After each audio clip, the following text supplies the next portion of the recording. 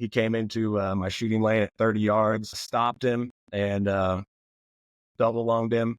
And this is the buck I ended up shooting. Dude.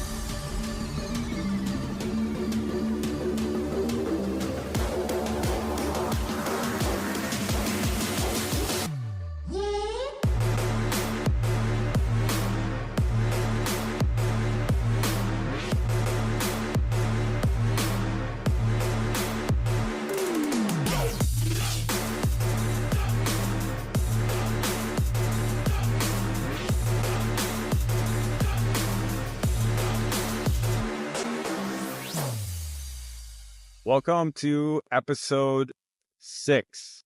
One of these times I'm gonna just totally get this wrong. I can't remember what episode it is. I was super nervous before I said that because I'm starting to lose track. So I'm just gonna start saying welcome to the next episode. But we're so jacked that you're continuing to follow along this journey with us. JD here, Johnny's here as well. The two of us are here to begin with. And then we've got another group of buddies from Illinois. Jordan back from last episode, bringing another friend on the pod. We're super stoked for this. You probably heard about him last week from his brother-in-law, Hayden.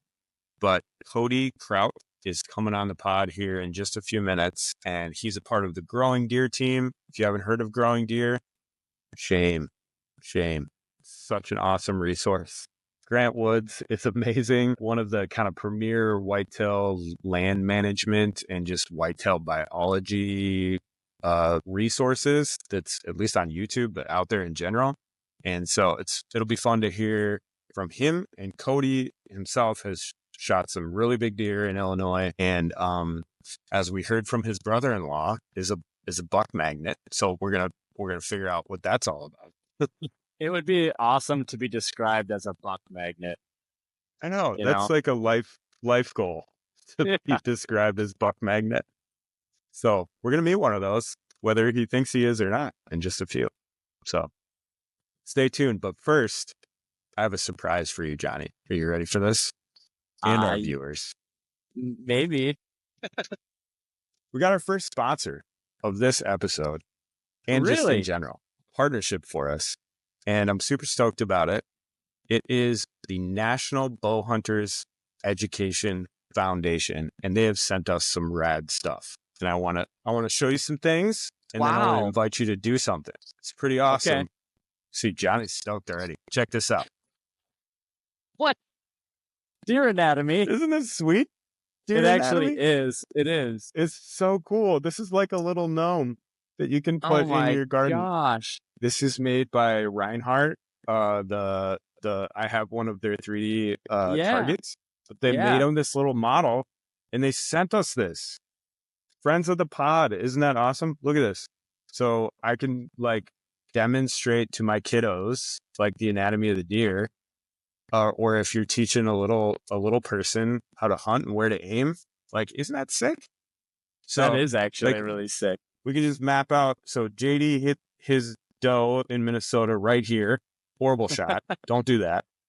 And now you can see why. Johnny hit his buck. So I wanted to show you this because you were saying that I don't know how to do this in the camera, but he was like a little bit this way and you hit like maybe clip. I think a touch higher. I think touch just higher, a touch like right there. Yeah, I think like right there, but quartering towards a little. So I just took that one lung instead of two. Yep. So because the exit was probably not clipping the other one, you just schwacked exit was out the liver. Yes. And then let's say, so Jeremiah, who was on telling us the long recovery from 2 weeks ago, it was a little bit probably more Q2 if I remember. So he probably clipped the back top of this one and then back in the guts. So if we ever tell a kill shot story, we got props. And even, look at this. They randomly sent a bear too. So if we ever get our bear tag, we're on it. And they sent this sweet, you can buy all this on their website. So check it out. And it's a really cool resource. National Bow Hunters Educational Foundation, friends of the pod, based out of South Dakota, I think.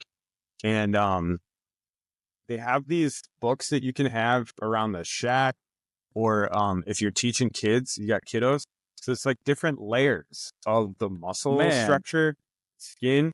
You can pick this up, not too much, and you can kind of dissect, not literally, but dissect the shot and stuff like that. It's just sick. And they sent us bear, elk, turkey, buck. So these will be coming back. But the thing that I wanted to tell you all about on the pod is, get this. They have given us a discount code to their education class. They have an online bow hunters education class for $30. But if you use the code HXP, you can get it for $20. So $10 off is sick. So here's the thing. If you've got littles, like my Daniel is probably a couple years out from this, but like if you got a kid who's pulling like the little bows back and you want to start educating them on what bow hunting is like and shot placement and safety, that is like the best $20 you can spend for them. And I think not just kiddos, like if you're just getting into archery or you've been in it a while and you just want to be a better hunter because maybe you wounded an animal like I have before and it feels horrible, like that is great money spent educating yourself and maybe picking up things on safety and on shot placement, that sort of thing. So head over there now. You can Google it, National Bow Hunters Education Foundation, friends of the pod, friends of Hunt XP. Go check them out. Use code HXP to get a discount on their course. dude, that's like super cool surprise. I thought you were gonna say like, we got a sponsor. It's my dad or something like that. Like just a family member, like, there's, hey, have fun doing what you're doing. But that's like legitimate. It's legit, dude. That's They're cool. great. It's a Yeah, great very cool. resource. Yeah. I love that too. I mean, we just naturally a couple times on the pod have been like, you owe it to the animal, or like, Yeah. and Oh man. that's our vibe. Like we don't think these things are disposable resource, or like we just like, we care deeply about the animals we're hunting. I think that's a misnomer. I think like that's part of my own development as a hunter. Like when I was a teenager, I was just like, I didn't get it. But now full circle, when I've come back to a hunter, like I deeply appreciate the gravity and the awesomeness of being able to hunt. And if you take that seriously, you have to take educating yourself seriously and preparing yourself the best you can to make ethical shots and keep yourself safe. Even with bow hunting, I think firearm safety is a must, obviously legally to hunt, but bow hunter safety is underrated resource that everybody should do. Boom. There you go. Awesome. Did you know that you can use AI to become a better hunter? Here's what you got to do. Our team at Hunt XP has built a custom AI. We call it Crockett. And it is the combination of the power of AI and the collective wisdom of hunters for many years mashed up together and put right in your pocket, right in the field where you can level up your hunting game. You can ask it things like, what's the best broadhead setup for my situation? What's the best day to hunt this week? All sorts of questions. You can take pictures of the snake you almost stepped on in South Dakota and say, is this a rattlesnake? That's something that actually happened to us. It's super fun. Our community is having a great time building this. We'd love for you to join in at huntxp.com. Join us. Well, I want to do like the opposite of a shout out real quick. Okay. Maybe we could call it a call out. And I want to call out Brad, the other day I texted Johnny. We posted a short of his awesome Northwoods 9-point buck. And I posted him this screenshot of the one comment we got on the short. Some Brad 27 whatever guy just says no. Was like, I really, really was tempted to reply, but yes, Brad. But yes. Hey, Brad, why not say yes? Why not embrace it, Brad? Just embrace. It's okay, Brad. It's all right, buddy. That's I'm all not right, hurt dude. by it. We're not. Hey, we appreciate your comments. We appreciate you tagging along. going for the ride. This is coming out probably right before Christmas, so just want to let you know, swag, 20% off on our website. Use the HuntXP code on the National Bow Hunters Education Foundation. Great thing to do with your kids over the Christmas break. Awesome thing. Johnny.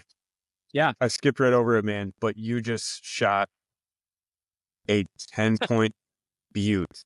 Like yesterday, 2 days ago. Yesterday you shot it. Yesterday I Rifle did. season. Yeah. The video's probably out by now. Give us the quick story, man. I'm sure people have seen the story, but give us a quick story. I think I'm going to tell you the coolest thing first. The area that I shot this buck is actually where I shot my first deer and my second deer. And I was sitting with my dad when I did it. We had a man-made ground blind, carved our names on trees, all this stuff. Like, really a special place. Wow, dude.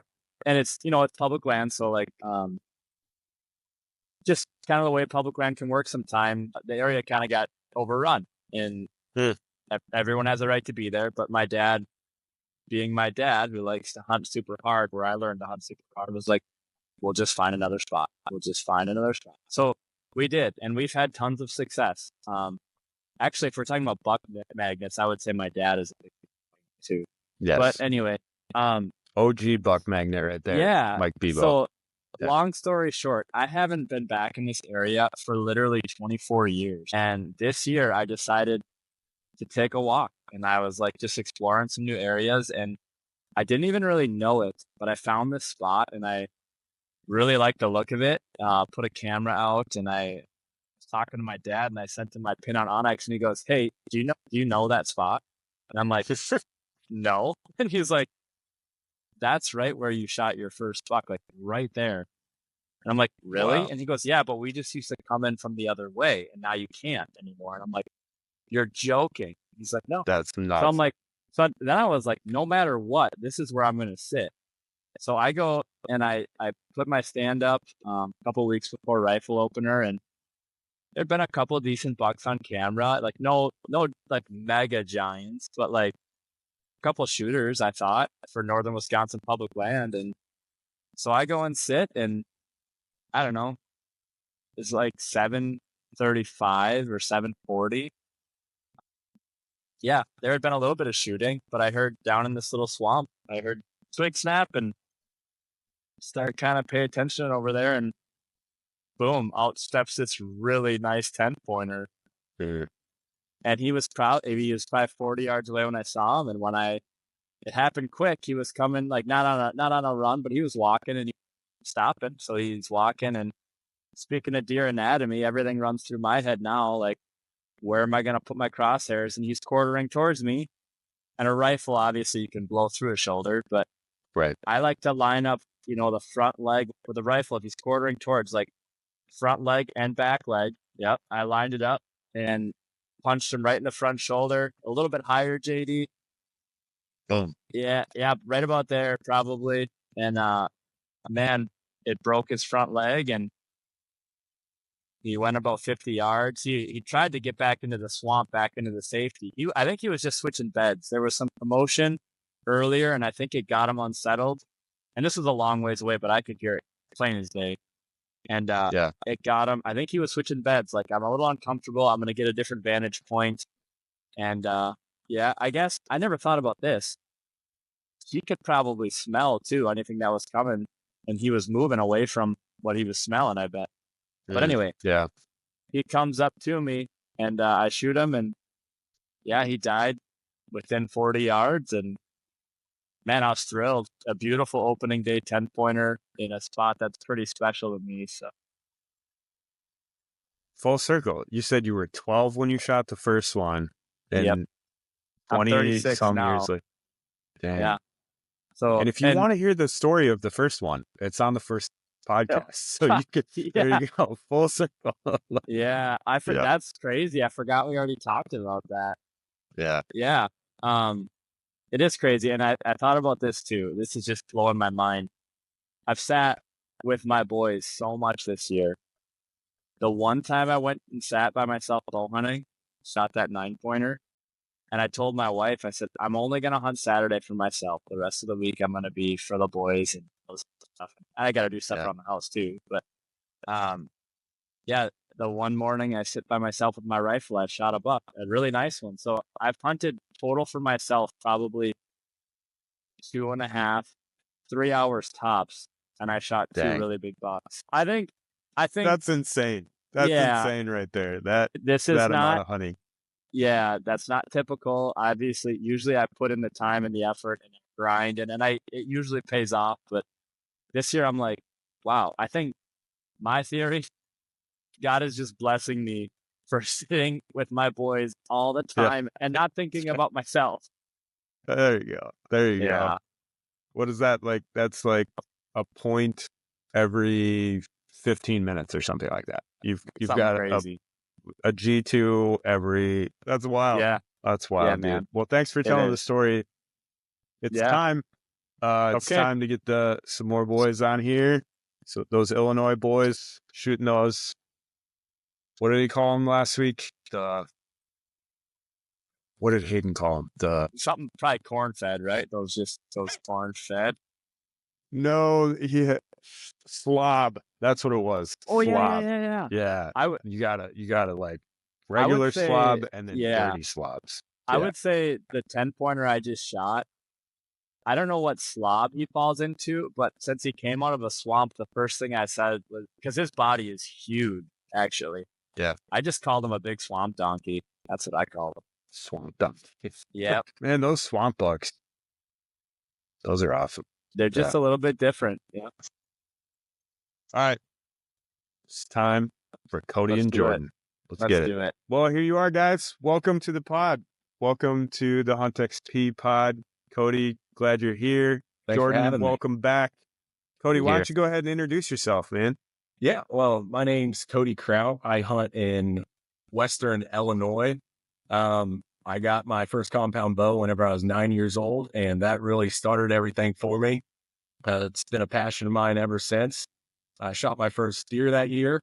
It's kind of a funny story. I was actually standing at the base of my tree while my dad was hanging a screw-in steps, getting ready to hang my stand, and the most clueless deer in the world just walked up, and my dad got to watch me hanging on the stand, looking over his shoulder, and he got to coach me through it, and deer walked broadside 10 yards, and I was able to take my first deer there. And later on in life, I decided I wanted to start filming, and my dad he's an incredible machinist, so he went to work and he built me a few brackets that I could put on my climber so I could put my little handy cam on it. So started filming that way, and then that became a passion of mine, and one thing led to another, and now somehow I'm on Hunt XP podcast. Heyo. You have arrived. Yeah. Made Yeah, it. let me tell you, you made it. 100% sarcasm out there for you all. Cody, you are now a part of the Growing Deer team, which is awesome. Yes. We're huge fans of Growing Deer. I've learned a ton from Grant Woods. Just have a ton of respect from that guy. Early on in the pod, we said like he's one of the foremost voices for whitetail biology, whitetail management. I think Jordan actually turned me on to Growing Deer first, and then many hours of the rabbit trail that is Growing Deer later. I'm a huge fan. So it's cool to have you on here. It's cool that you get to film some hunts for them. And we're excited to pick your brain about Illinois whitetail and whatever else comes up. So, yeah, well, I'm excited to thanks for talk coming. hunting. So we had your brother-in-law on last week, and I feel like this is your second episode because we heard so much about you because you guys hunt so much together, and you hunt with Jordan down there when he used to live there and now he lives there again. But one of the things he described you as is dialed in. And what I was getting is that Hayden's more of like, shoot from the hip, get out there, and you're more like laser focused. So would you say that's true, first of all? And then tell us a little bit about the progression of the dialed in part of who you are. Yeah, so I would say we're both somewhat similar. And I know for me, one thing that he always says, like when he tells me that I'm dialed in, he's normally talking about how just shooting. And I think that just comes from my background of having a little experience with competitive archery and stuff like that. But Yeah, as far as being dialed in as for hunting and setups and stuff like that, I like to have all of my gear ready to go. I like to know where everything is in my pack. If I'm hanging a saddle, I like to know I've got my lineman's rope, my tether over here. I've got my platform hanging off over here. And whenever I hit the woods, I like to have a plan. I like to kind of have an idea of what I'm expecting the deer to be doing. And when I'm going to a stand, I like to have as many things going in my favor as possible. So those are just some things that I'm kind of working through whenever I'm trying to pick a location. But yeah, whatever you want to expand on here, more than happy to go into. Yeah. Just super curious randomly, how much of hunting out of pre-hung stands are you hunting out of, and how much from a tree saddle these days? What's your preference? I really like both. If I'm doing a hanging hunt, I'm going to be in my saddle. This year has been a little different. Normally I'm doing a lot more hanging hunts out of the saddle. This year, I've got 2 properties that I'm able to hunt this year. And one of them that is typically my main property, I haven't had any mature bucks on. And the other property is only 4 acres, and I have 1 stand hung on that property. And anytime I have a north wind, I can get in and out of there pretty much without being noticed at all. Real great access. So I've been hunting that stand a lot. So the only time I've been doing hanging hunts this year is when I've been out with Hayden filming for him. But I'm big fan of both. Big fan of the saddles. But if I've got a stand pre-hung, I'm more than happy to drop a little bit of weight, not have those climbing sticks, and just walk on in there and climb right up. So preseason, I definitely have my historic spots that I know are historically good. So I do try to hang as many as I can, just that way, getting in a little bit faster, a little quieter.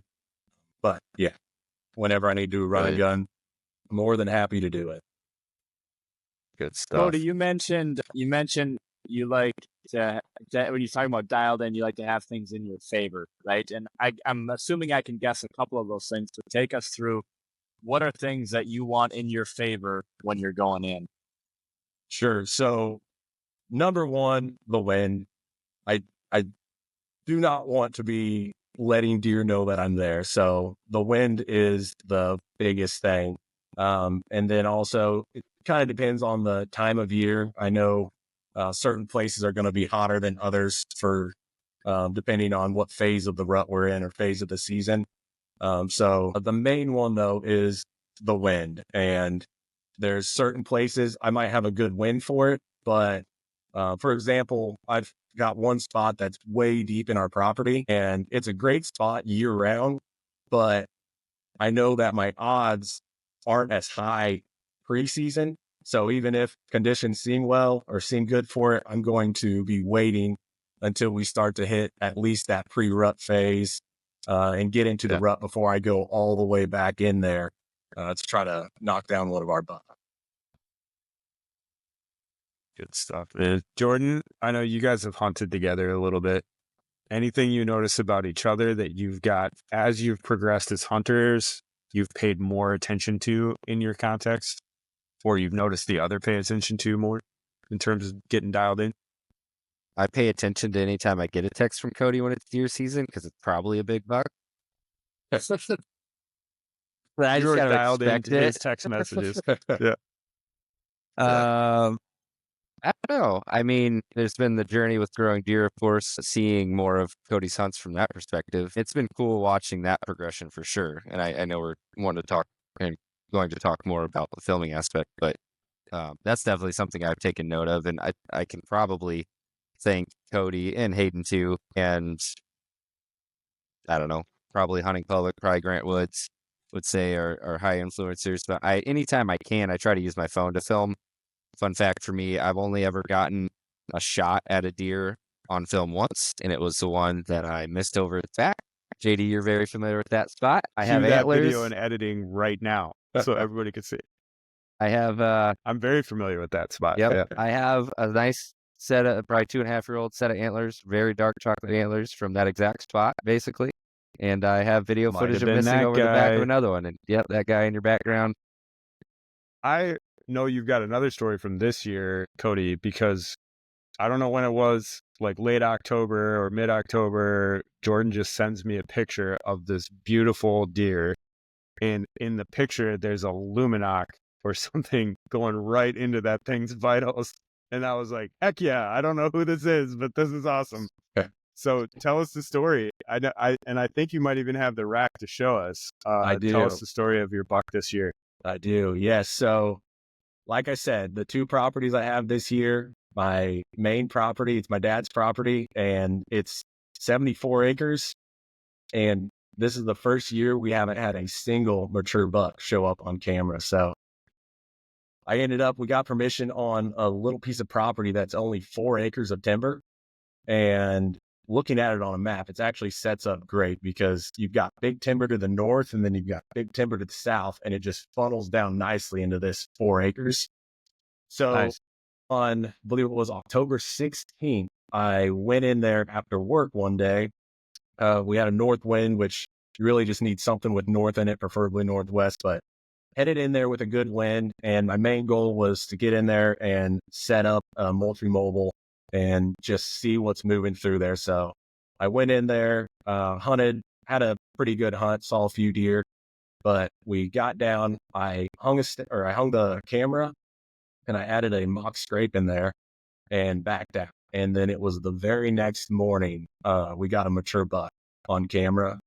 And Nice.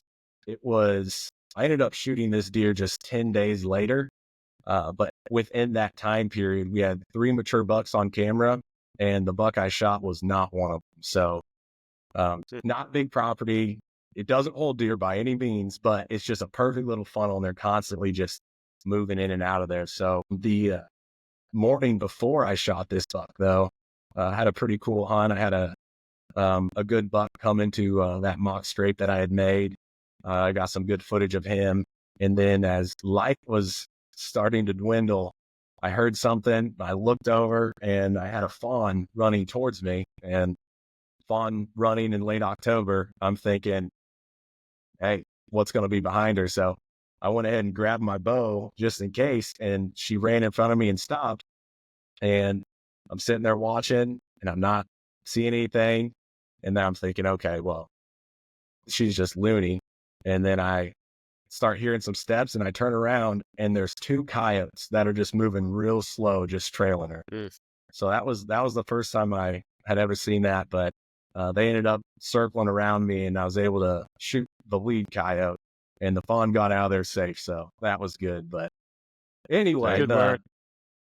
Yeah, Nice work. yeah. Dude. And I don't know. I'm curious to hear if you guys just shoot coyotes whenever you see them, because I know a lot of people who, if they're in a good buck spot, they're not going to mess with a coyote. But I'm a see a predator, shoot a predator kind of guy.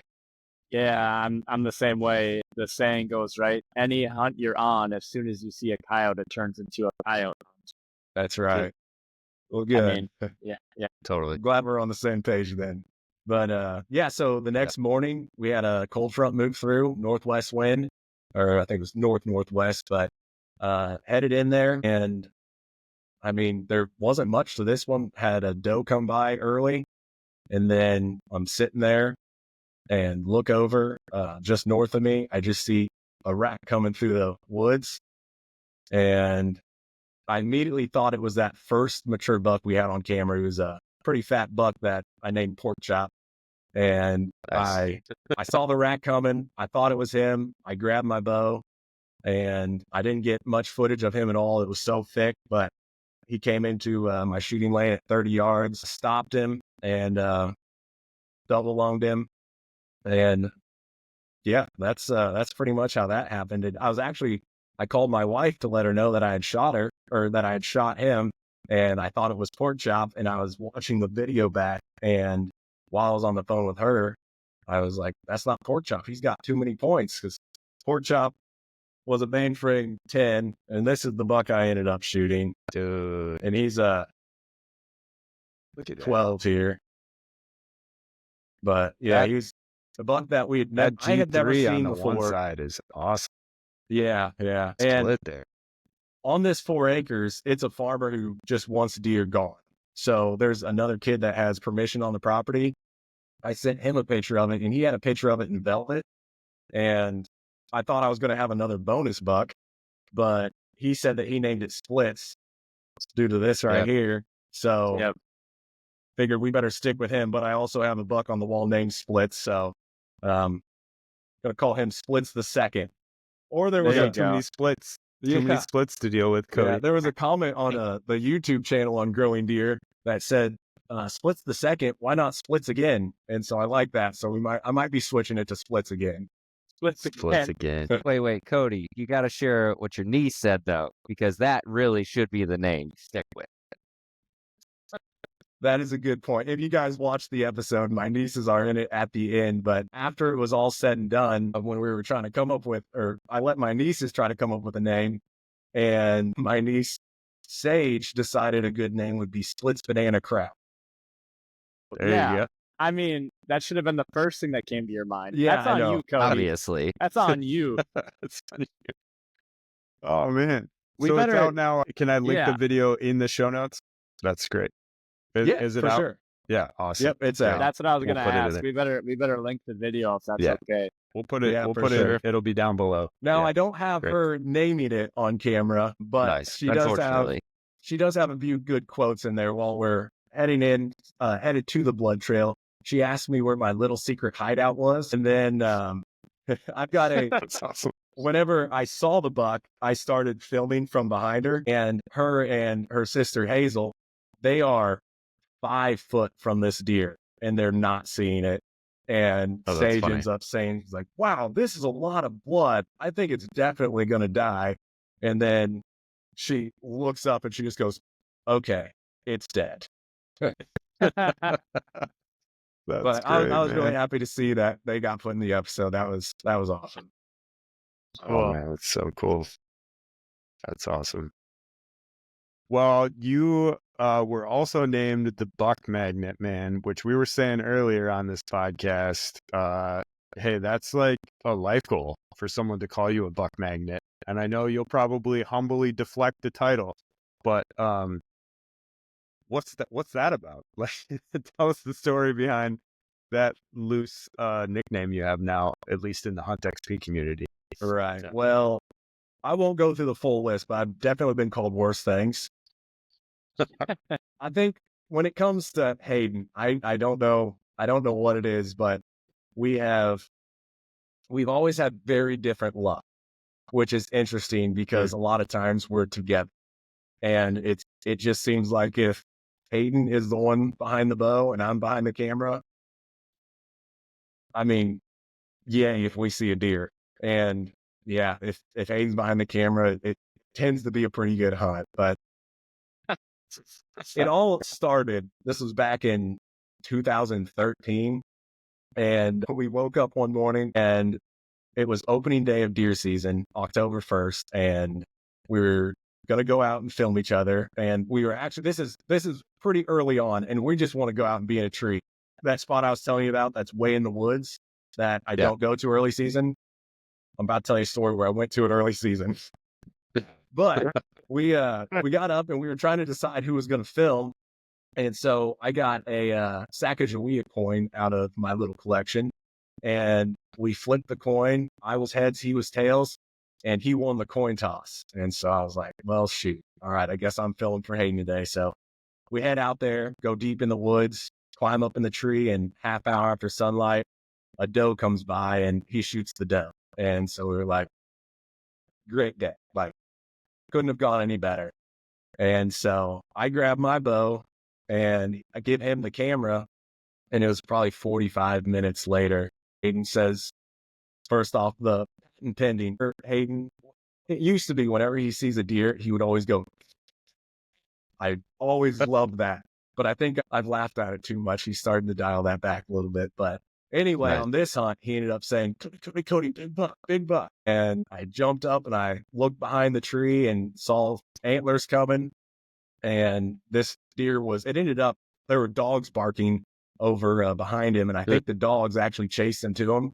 So he ended up running and stopped him at 12 yards and shot him. And that was the first big buck that we had on camera. And yeah, Wow. that definitely helps ignite the passion for filming for sure. But so yeah, I think it's situations like that, and like the bonus buck where we had the little climber mishap with Jordan. The quick story on that: we all came out to this property, and we all kind of, I think I picked last where we were going to go, or where I was going to go, but I picked a spot on the map and went in there, and I was just hanging a hang-on stand. And I'm in this real thick area, and there's so much buckbrush at the bottom of this tree. And so I'm trying to be like as quiet as I possibly can. And then it gets to the point where I'm over it and I'm getting frustrated. And so I start just like snapping the branches and the buckbrush. And I get up and I got my stand set, my bow's still on the ground. I hooked up my camera arm.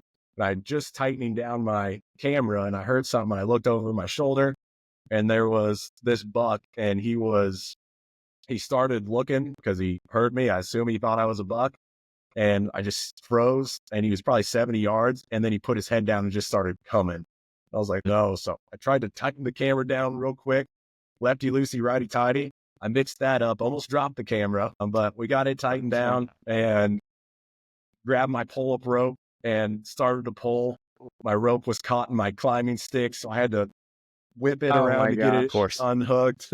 And I pulled up I started to pull it up slowly, and I looked up, and at this point, it's like 30 yards incoming. And I was like, I don't have time. So I just cranked it up, got the pull-up rope off, knocked an arrow. Thankfully, first guess on where my release was in my pocket. And by the time I clipped it on, pulled back, I ended up shooting him at 7 steps from the tree, and he was coming up the hill. So he was getting to be eye level with me. So it was pretty crazy. And that was November 11th. I believe it was 12:45. It was just before 1:00. And I ended up texting Hayden, and I sent him the BBD, and he ended up calling me. He's like, there's no way, I'm not even to my tree yet. So I remember I had just gotten up in the tree, and then I guess saw the text too, and I was like, what? Like, yeah. Is this real? Yeah. And my dad was To be clear, you still had the bottom of your climber at that point, Jordan? Yes. Yes. Okay. Now, I'm it just was making only sure. it was when I was climbing down is when I know, when I'm it just imagining. detached. I was going to say, if you lost it that early, you were dedicated to that, huh? Oh gosh, no. No. That's awesome. Man. Yeah, we were like the rest of us were just like, crap. I mean, I'm sure there's gobs of deer out there. We were just like, Cody just shot the big buck running around. Like, hopefully there's more still running around, but Yeah. And we're just set up, and he's already done. Like, I texted my dad, and then he called me, and he said, I literally just pulled my bow up, and he's like, do you want me to come over there? I was like, no, you can hunt. Like, I was just letting you know. And he said, well, I'm not staying in a tree knowing that you shot a big one. So he ended up getting down and coming over there, which was cool. Just, it's always fun tracking a big buck with the guy that taught you everything you know about hunting. So that was fun. Yep, and then 100%. we found him in a ditch, and it was still so early. We ended up just sitting there talking about deer hunting in the ditch next to the buck. It was a lot of fun. Hopefully I can do that on Saturday. Hayden and I are going to some public land on Saturday. Cody, we got to chat about it. Make sure we know we're going to the right spot. Hayden and I are going to public land. So I would love to be able to trail a deer with Hayden, because I tell these guys all the time, Cody, you and Hayden are largely responsible for getting me on this addiction, as we discussed last week. Yeah. Well, it's been fun watching you progress, and it's cool whenever, because a lot of times when people start hunting, their thought process is go sit in the woods, and they don't really think about like why they're sitting in this particular spot or what they're expecting the deer to be, which is completely fine. I mean, I'll have hunts where I'll come back home, and my wife will say like, "How was the hunt?" And I was like, "Good." She's like, "How many deer did you see?" I'll be like, "I didn't see any deer, and I had fun though. I was just out in God's creation, just enjoying it." Yeah, it's been fun watching Jordan.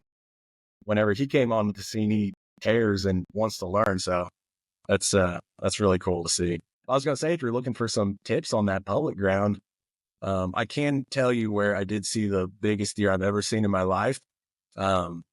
Or there's a really cool AI called Crockett. It'll break it down for you. Cody, I already didn't put it even in ask him to Crockett. do that. I already man. did, even and I ask sent him. it to Hayden. So I asked Wow. Crockett. I said, "Hey, what are the most ideal spots for post-rut hunting on the map?" And it expanded beyond the public, but it dialed in to most of it was public that were recommendations. So How'd Yeah, he do? Hayden list sent, How'd already. old Davey do? Hayden Was it sent good? me the results I of, thought it was pretty good. yeah, Mhm. he sent me the results of what it found from that ground that you're talking about. And yeah, it was pretty impressive. I've been Yeah, playing I with it a sent little it to bit. Hayden. There you go. What I Go was to going to say is, huntxp.com and join the community, and you can hang out with Crockett too. There you go. that's right.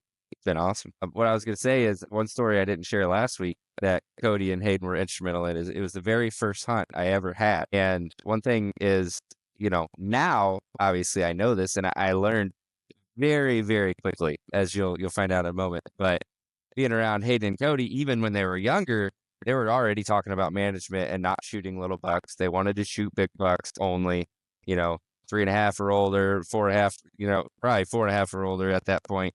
But that was what I started with.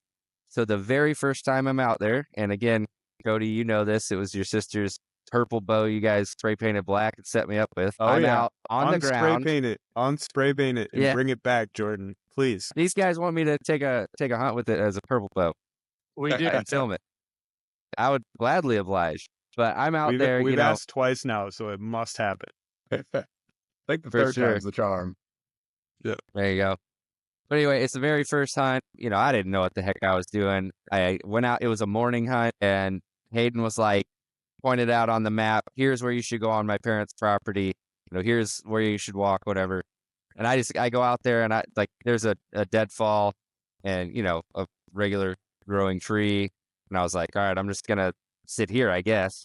So I'm out there, and it was like, I don't know, half hour after the sun came up or something, a little basket rack walks up the hill, and it walked directly towards me and was like just on the other side of the tree, like 5 yards or less. And I'm on the ground, and I'm just like, what do I like? And I was like, it's just a little buck. And I didn't really do anything. And so I text Hayden real quick. I was like, hey, just had a little buck come by. And Hayden's like, did you shoot it? I was like, no, it's not a big one. He's like, dude, what are you doing? Shoot the thing. You're like, I was like, I don't know. I'm brand new to this. I thought you were only supposed to shoot the big ones. He's like, no, out there we don't manage it. Just shoot anything that comes by. And by that point, it had already walked off. But I mean, I could have just about reached around the tree and slapped the thing. It was so There you close. go. But yeah. Anyway, that was my very first time seeing a deer in the woods, and it almost ran me over just walking. Nice. All right. So I know you love filming, which I would love to ask you some questions about, Sure. Cody. And all three of us here are new to filming hunts and want to get better. So I'll ask you questions, I'm sure. But I want to go back to a little nugget I think was in your story of, what are we calling him? Splits again? Or Splits again. What was splits? Yeah, we'll make it official. It's official now. You said I walked in and I made a mock scrape. I have just kind of become familiar with mock scrapes, and I've noticed that people do them differently and have different philosophies around them. So if you wouldn't mind sharing with us, what do you do when you set a mock scrape, and where do you set it, and what's your protocol, and maybe if you've learned anything or changed anything with that practice, what has it been? Sure. Yeah. So I've started making mock scrapes not that long ago, 7 or 8 years ago. And I've had a lot of good people in my life that have a lot more knowledge than I have. And so I've got one guy in particular that's turned me on to a few different scents, and he's told me about branches and vines, what works best. I've went through phases where I tried hemp ropes. But kind of what I've settled on is anytime it's possible, I want to have a pinup branch. Those seem to work the best for me. And I know it's controversial. People will say vines are the best, or this is the best, that's the best. I mean, they'll make a scrape on honeysuckle, but I've just had the most success actually setting up my own mock scrape in a particular spot and having them reuse it with pinnocks. Like on our main property, whenever it comes season, and I've got a mock scrape on 90% of my cameras, just because like I kind of went back to having as many things in your favor as possible. It's not like every deer is going to come to that mock scrape, but if you've got one on a creek crossing and you've got a mock scrape right here and the big one crosses 25, 30 yards down, maybe he'll be like, oh, let's just go over here and check this out, and you'll get him on camera. So that's kind of my theory behind it. So on this particular spot where I hung the mock scrape, I went in blind. All I had was, I always have zip ties on me just in case, so I can zip tie a branch together. But there was a vine hanging down in a really good location. So I went ahead and sawed that vine off at about belly button height. And then it also split off. So then I went and I found a branch off of an oak tree that I was able to kind of wedge into that little fork in that, just to add a little bit more substance down here. Cause I don't know what it is, which I've made them with vines and they've taken off and done well. But whenever I add a little something to the vine, I don't know if it's more visually appealing to the deer or what it is, but it seems like I just have more luck with that. So, and this spot too, it's set up great for a mock scrape because it's that property we were talking about. It funnels down nicely. Whenever it breaks down into those 4 acres, to get through in the timber, it's only 100 yards wide, and you can sit there, 3 days, and you kind of have a pretty good idea of what the deer are going to do. They've got their certain paths, and I put it right next to one of the main trails there.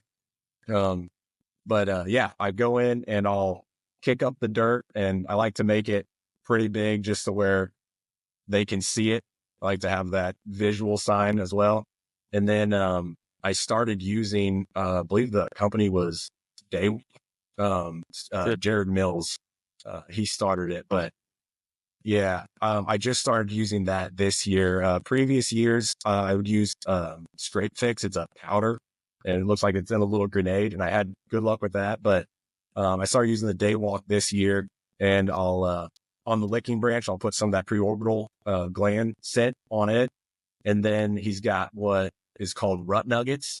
And they're just little orbs of like gel, and you open the can up and they smell exactly like you would expect them to smell. But knock 8 to 10 of those in the scrape, maybe give it a puff of hot dough, and get out of there and watch the cameras. And like this year, all of our mock scrapes have taken off, and they've been hitting them pretty good. So, and we're to the point now, it's always fun when they're hitting them, but whenever we got to the peak of rut, there's a lot more does in heat, so they don't have to search as hard. So they kind of die out then.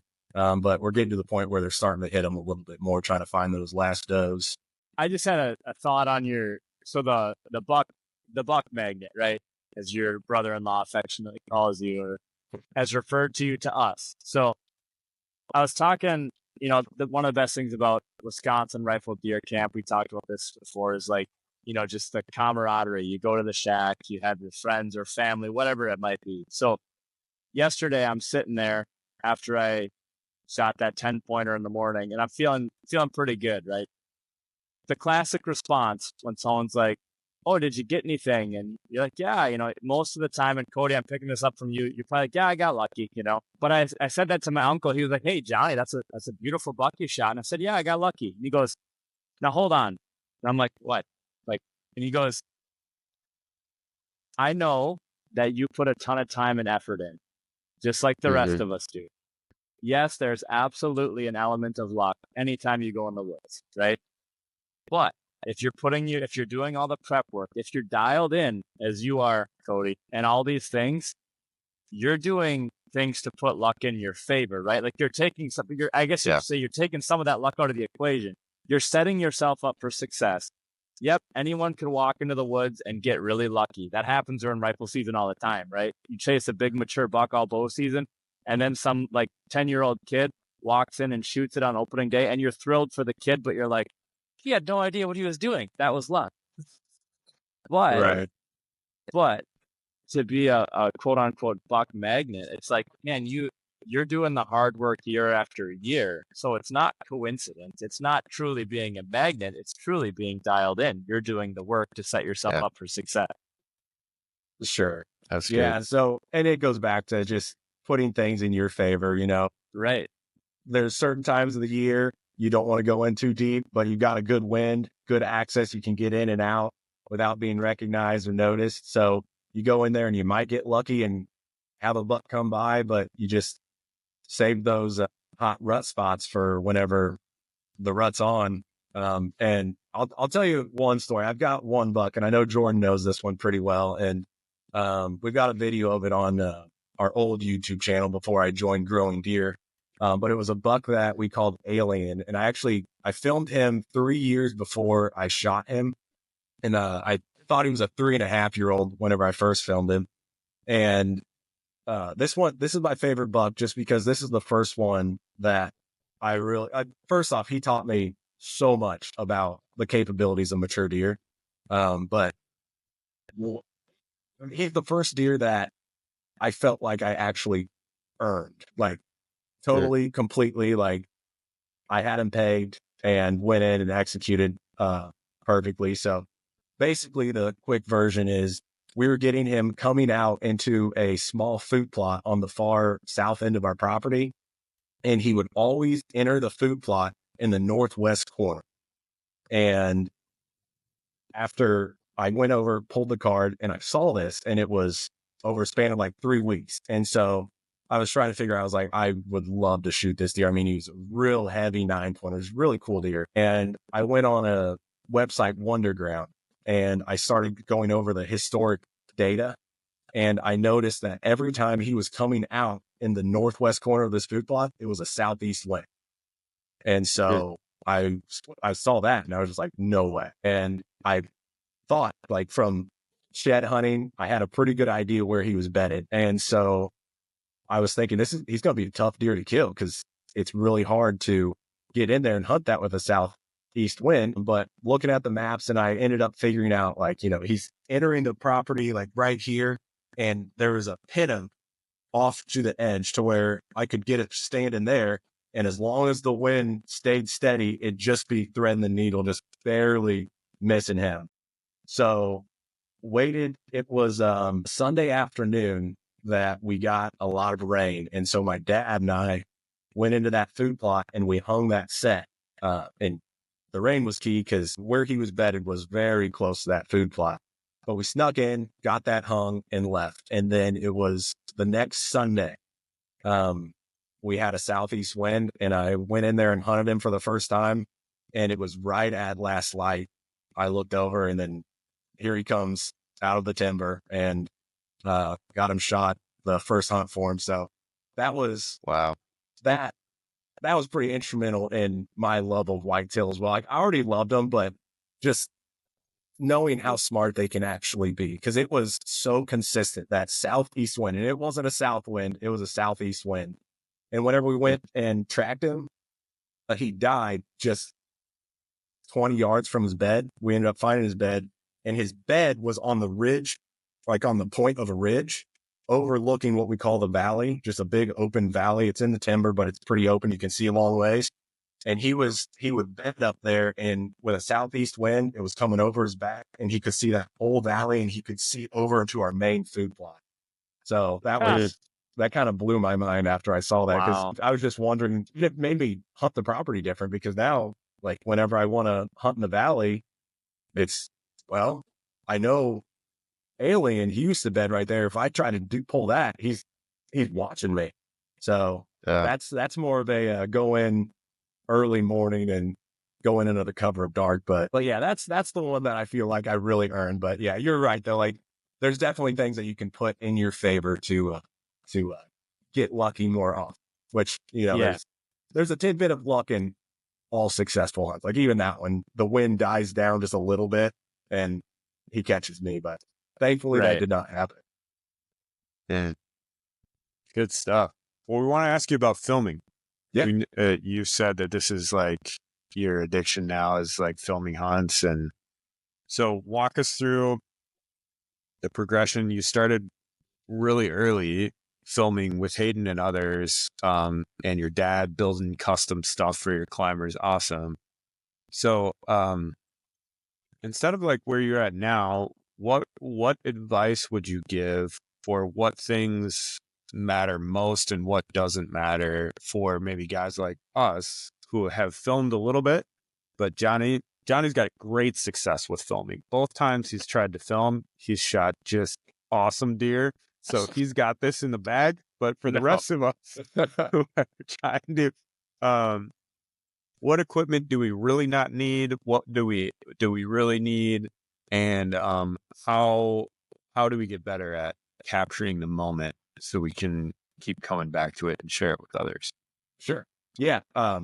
Yeah, like you said, it has become a bit of an addiction to me. That's along with bow hunting, I am very passionate about filming. I have so much fun with it. And I was filming before growing deer. If I was ever, definitely don't want to be, but if I was not with growing deer, I would still be filming if I was only sharing it with myself. So it is a lot of fun. And yes, there is definitely a few different things that you can do to make it a lot easier. So a few things that I've done that have made a lot of, or a big difference for filming is, number one is getting a little remote to where you can zoom in and zoom out without actually touching the camera.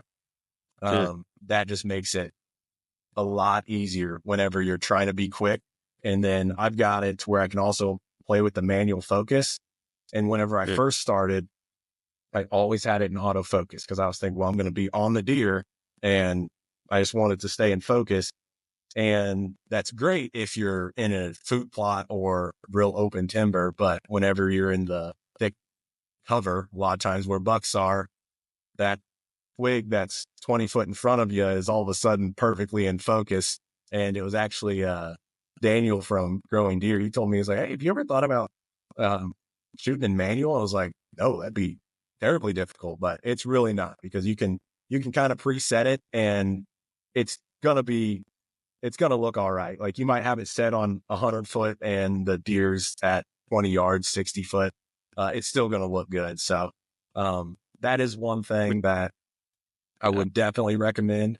And then depending on how crazy you want to get about it, if you want to get good, and this is the tough thing, you have to care more about filming than killing the deer, which it's tough. But like the bonus buck, I did not get that one on video, and there's no way I could have got that on video, but it still stings me that I wasn't able to get that on video. So the ones that I don't get on video cut me the most. So hey, I'm living that currently. I'm currently living that because yesterday I have my camera arm set up. I have a GoPro on me, and I'm really excited because I'm like, every deer is gonna do this. Well, of course, this buck did not do what he was supposed to do, and he came behind me, and I literally had this moment of like, do I try to shift everything? And I'm like, no, I cannot let this buck walk. So I turn on the GoPro, and all you get is like from here down, me leaning into the tree going, pow. And then, and the first shot was a fatal shot, but he tore off running. And then you see me kind of swing around the tree, pow, pow, pow. And that's all you get. So you still get this, you get like a sense of it, but man, it was so cool. And you can always keep it in your head. Like I'm sure all of you can replay every hunt on a special deer in your head, no problem. But I love just the thought of having it on film. So I was of course I was thrilled. I shot the buck, but I was like, man, if only I could have got it on film. right. But it is what it is. Well, congratulations on that buck. And I don't know if this would help. I don't know if this would have helped your situation or not, but another thing that Growing Deer taught me that I do now is whenever I go to the woods, I've got quite a few cameras with me. I've got my main camera on a 4th Arrow tree arm. And then on top of that camera, I've got a GoPro that I've attached to the lens. That way, if there's ever a situation where that buck walks out of frame, you've got that wide angle GoPro and you can at least get something on camera. Because I've got one of my bucks cluster, he walked right underneath me, and I pulled back and I tried to stop him, and he didn't stop, and I tried to nudge the camera over with my bow, and eventually I was just like, I got to shoot him, so I shot him. But if I would have had a GoPro on there, it would have been a different story. Yeah. Cluster's still your biggest deer, Cody? Highest Yes. scoring deer, I should say. Yes. That Yes, that he deer is. is ridiculous. Yeah, another cool thing about Cluster is him and Alien were buddies, and I shot Alien 16. And the day before I shot Alien, I had Cluster and Alien in one of my micro plots, and they were locked up. And I've got a picture of them locked up, just perfectly broadside to the camera.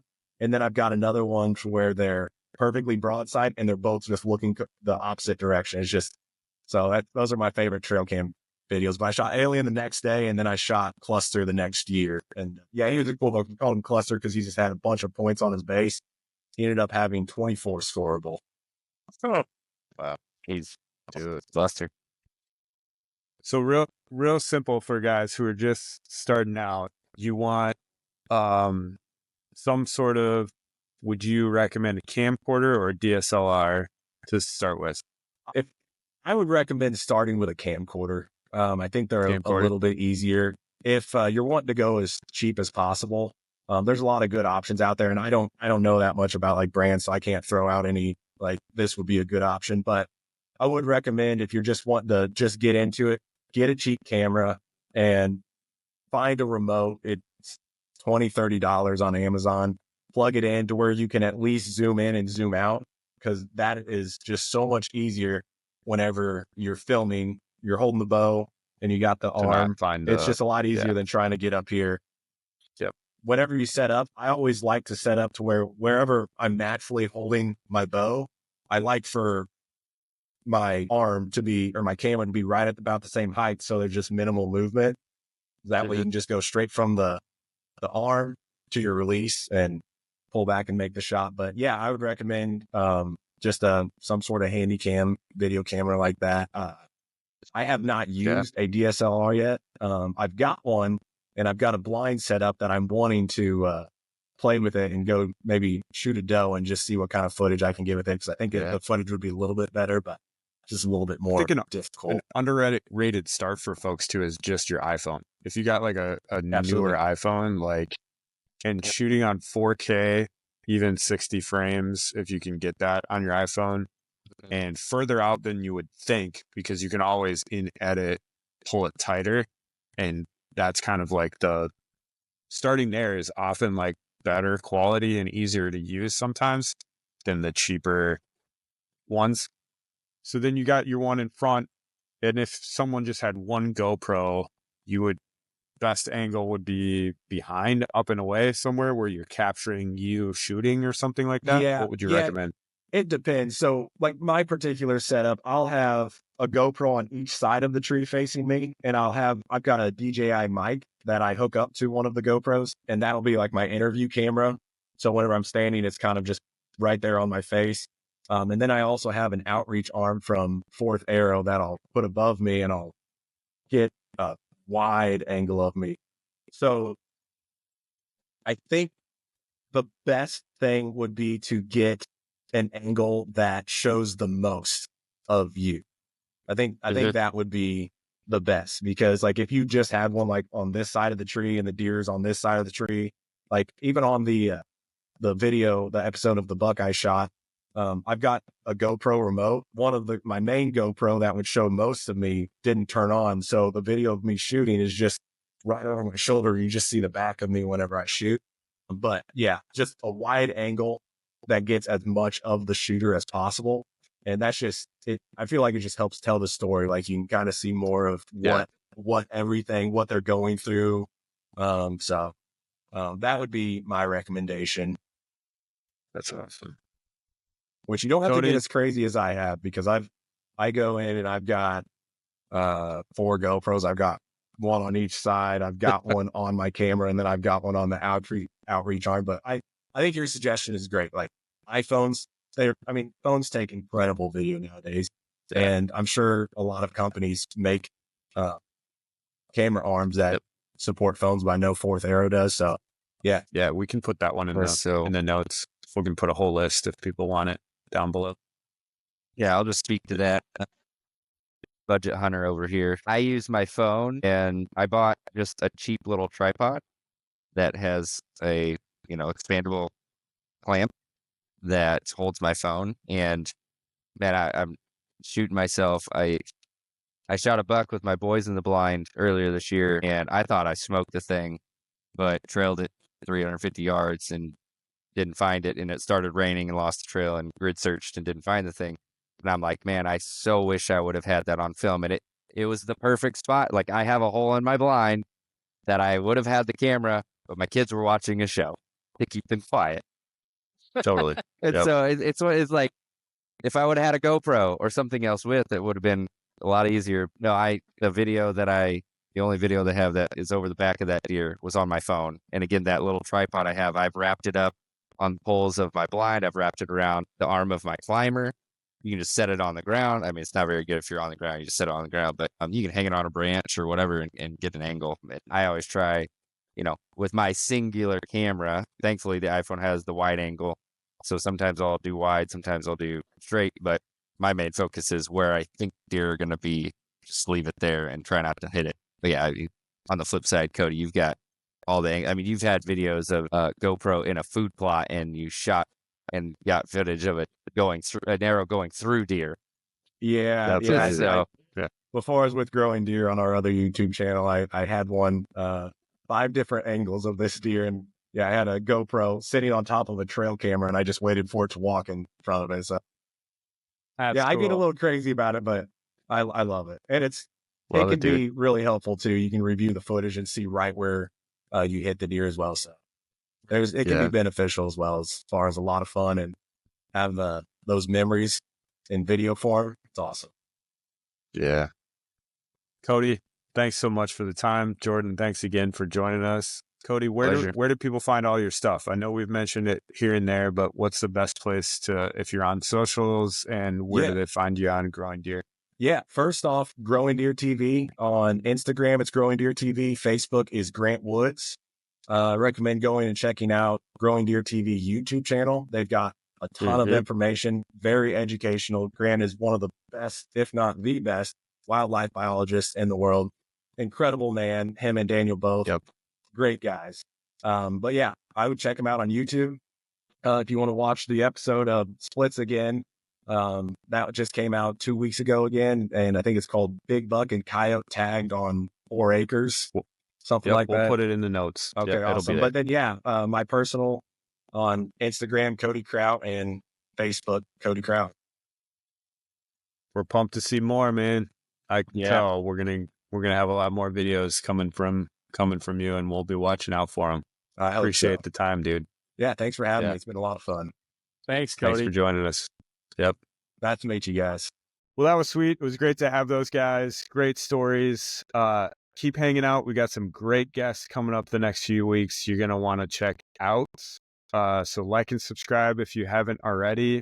We've got some great sales, as we mentioned already, going on. So if you're still looking for a Christmas gift, head over to our website, 20% off with Christmas XP.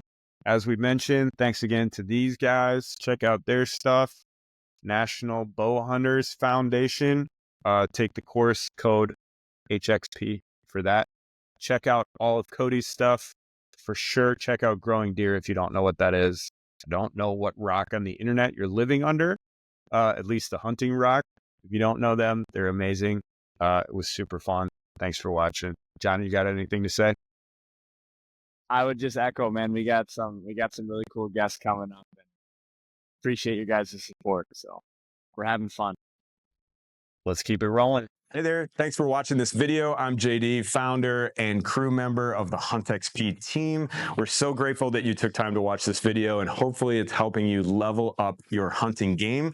That's what we and our community is all about, and we want to invite you into this growing community of hunters that's all about leveling up each other's hunting game. So the first thing you can do is like and subscribe, but even more than that, we got some fun things going on over at our website, huntxp.com. We'd love for you to join our community there and stay connected with what we're doing, what we're working on, and we'd love to hear about what you're after. So thank you for watching this video. We'll see you next time.